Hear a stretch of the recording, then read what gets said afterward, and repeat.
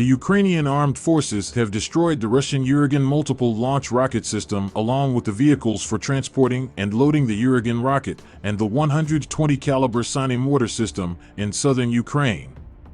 Additionally, the Ukrainian Armed Forces have killed 87 Russian soldiers and destroyed over 60 Russian military equipment. They took 2 tanks and an armored personnel carrier as trophies. They have also destroyed 31 Russian tanks and 27 other armored vehicles. Pivden Operations Command, South, reported that Ukrainian aircraft conducted 9 airstrikes against enemy positions and targets.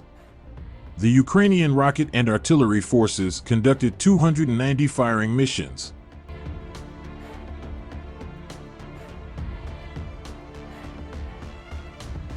Today, 12 missiles fired by the HIMARS system attacked the temporarily occupied city of Kherson in Ukraine during the night, destroying 10 Russian MLRS Uragan. Over the past few months, Ukraine has deployed U.S.-supplied M142 high-mobility artillery rocket system, HIMARS, to a deadly effect, striking Russian sites and arsenal far from the front line.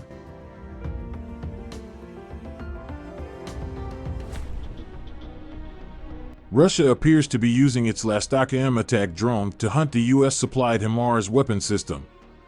The HIMARS MLRS has caused Russia a great deal of trouble by successfully destroying Moscow's crucial military infrastructure and assisting Kyiv in achieving tactical advances. Ukraine has meanwhile said that Russia has not been able to destroy even a single HIMARS system. Since the beginning of the full-scale invasion, Ukraine has not lost a single HIMARS, but Russia has lost its humanity and dignity. Not to mention hundreds of thousands of tons of ammunition and thousands of soldiers whom they sent to certain death.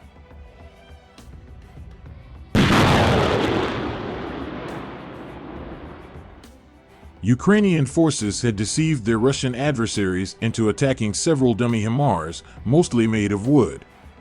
The report said that at least 10 Russian-caliber cruise missiles were lured to the decoy versions of U.S.-supplied rocket launcher systems, prompting Ukraine to increase manufacturing HIMARS replicas to entice Moscow into launching its expensive long-range missiles on bogus targets.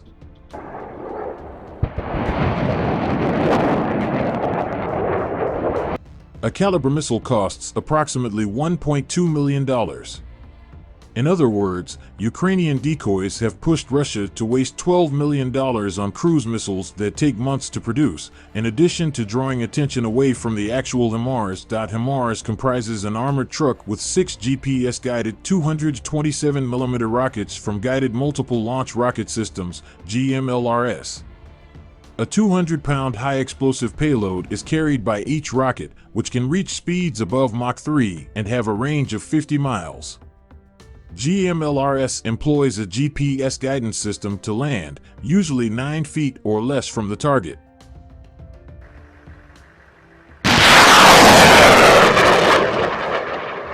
Since the start of the fight, Russia has claimed multiple times about having destroyed several U.S.-made missiles, including the long-range HIMARS. The U.S. has deemed such claims to be patently false. One American diplomat anonymously spoke to the Washington Post, saying, "They've claimed to have hit more HIMARS than we've even sent." Ukraine has hit Russian military stockpiles and supply lines using weapons supplied by the U.S. These attacks have slowed down Moscow's operation in the eastern Donbass region. The Ukrainian military appears to have made some progress this week toward Kherson, and reports suggest a full-scale counteroffensive may already be underway.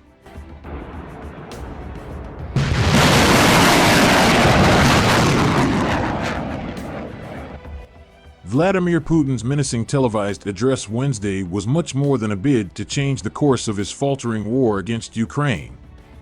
It attempted to invert a war of aggression against a neighbor into one of defense of a threatened motherland, a theme that resonates with Russians steeped in patriotic history.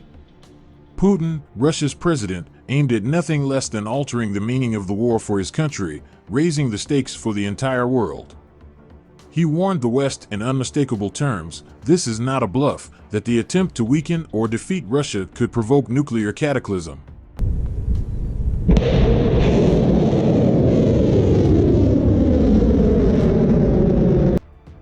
rattling his nuclear saber, accusing the West of seeking to destroy his country and ordering the call-up of 300,000 military reservists. Putin implicitly conceded that the war he started February 24th has not gone as he wished. He painted the Ukrainians as mere pawns of the military machine of the collective West. By veering far from his original objective of demilitarizing and denazifying all of Ukraine, he made a nonsense of the Kremlin's far-fetched claims that the war was proceeding according to plan, and tacitly acknowledged something he had always denied: the reality and growing resistance of a unified Ukrainian nation.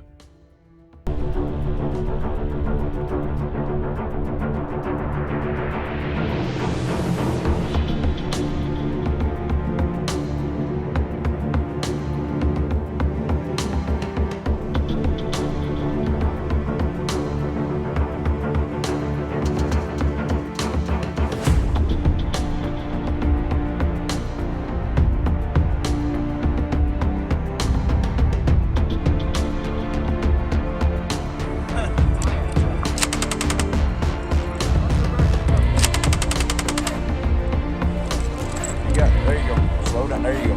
Show.